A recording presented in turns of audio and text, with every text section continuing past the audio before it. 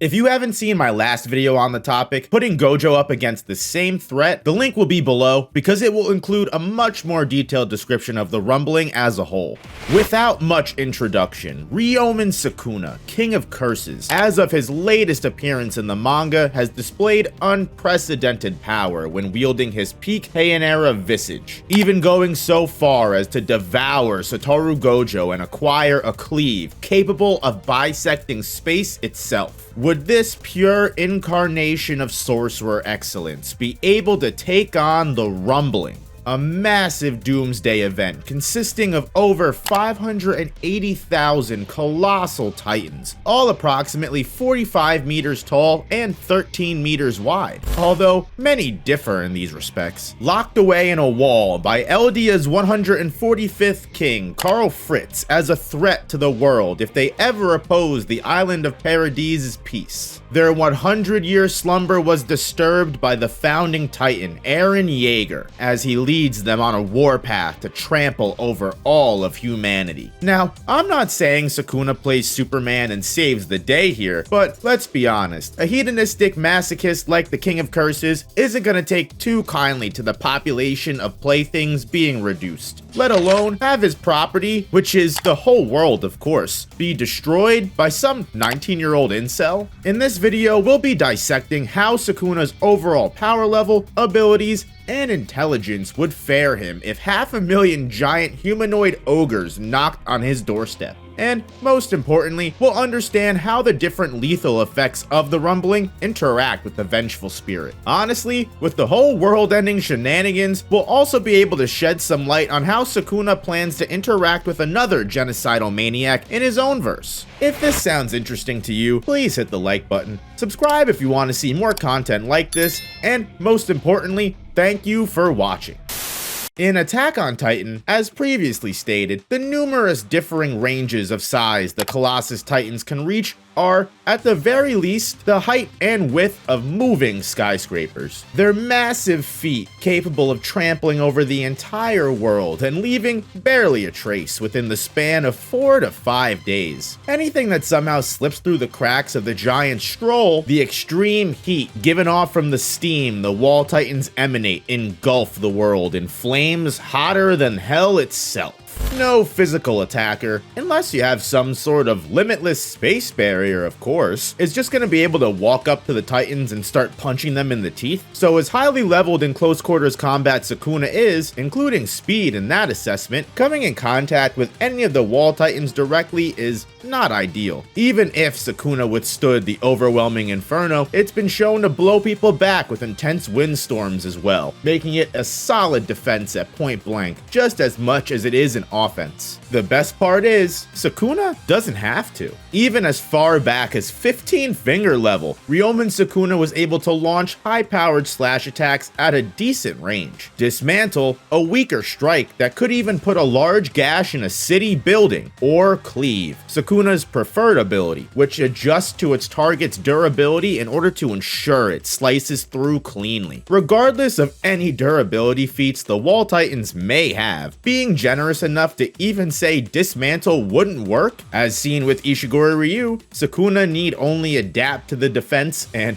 cleave again. A prime Sukuna, one that has also assimilated the 10 shadows into his arsenal, has nothing to fear from mindless hulking Colossus. Despite their heat definitely being enough to burn Sukuna to a crisp, with range fighting, it never becomes an actual worry. And because his enemies have next to no intelligence, they blindly march to slaughter. Besides his base technique, 10 shadows give Sukuna access to Max Elephant's water stream or Nue's lightning bolts, either striking strong pain in the Titans' numbers, or knocking them off balance and causing others to go down with them. The ultimate slaughter machine just being an open, malevolent shrine, extended to its full range and just dicing up any stupid colossal Titans wandering within its dome. While this may not cover the entire Titan lineup, it's more than enough to create an eye of the storm throughout the entire rumbling affair. We haven't even gotten to the world bisecting cleave yet, and Sukuna hasn't hasn't broken a sweat, keeping himself safe during the apocalypse. Mindless giants trampling the earth don't prove to be much of a threat when you can destroy everything in a circle around you. But perhaps the founder might have something to say about that? The Doomsday Titan, the final disfigured transformation Eren Yeager took due to being decapitated before fully realizing the Founding Titan's powers. Although a similar beast blindly marching to the end, the Founding Titan, also empowered by Ymir, the two are able to manipulate all 600,000 Titans on a whim. When the World Allied forces attempted to stop Eren Yeager, their bombs and explosions proved insignificant in damaging the Founder. Their flying ships were then obliterated by Eren's ability to conjure long-range fighting abilities, such as Zeke Yeager's Beast Titan's ability to pitch the organic matter he creates like a lethal railgun. Even on a smaller scale, when you ignore the heat factor of the surrounding Titans, the Founding Titan's body can be used to literally create a battlefield, an all-out war being waged on its spine where every single Titan from history can be manifested. Former Warhammer Titans with their long-range projectile weapons, former Armored and Jaw Titans with their immense combat capabilities and speed respectively. All 9 Titans and their unique powers at Eren and Ymir's disposal, ready to take on the King of Curses head-on in a real fight or from afar in some stalemate. And now, normally, in this section of the video, I would dissect how Sukuna could interact with all the different Titans, or why Sukuna could easily fight his way through the obstacles and take Eren out at the source just like in the Attack on Titan canon, but frankly, it's unnecessary. A 15-finger Sukuna with Malevolent Shrine has posed no threat by anything Ymir or Eren could conjure, even if we went the route where Sukuna humors them. The King of Curses is able to conjure up 10 Shikigami, all with their own powers, abilities, all significantly amped from his cursed energy, and harder to take out because he only has to partially summon them to attack. The King of Curses can create an all-out battle on the Founding Titan's back, all the while being the one that does way more harm than the opposing side. Sukuna, of course, has reverse curse technique which can heal him, and he can ultimately use any hurt Shikigami to just create stronger totality versions, shown capable enough to stand against Satoru Gojo in battle.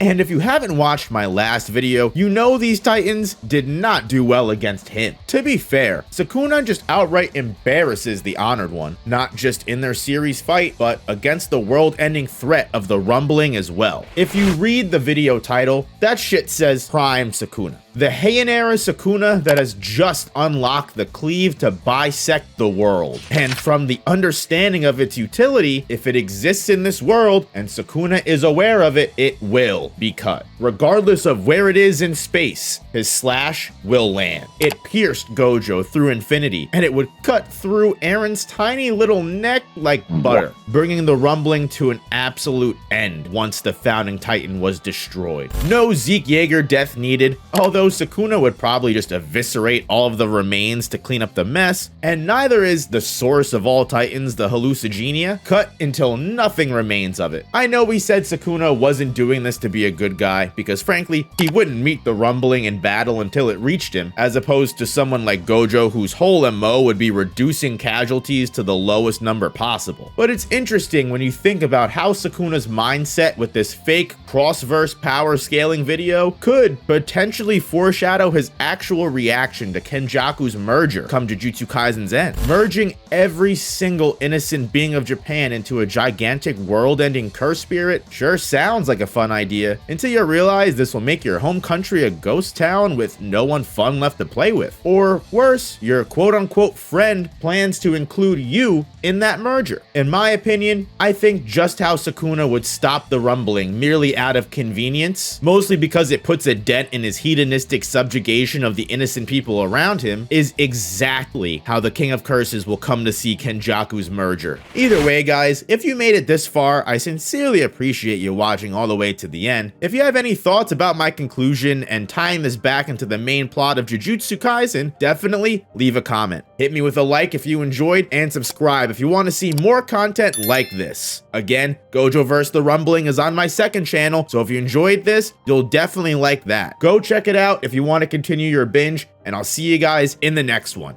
Peace.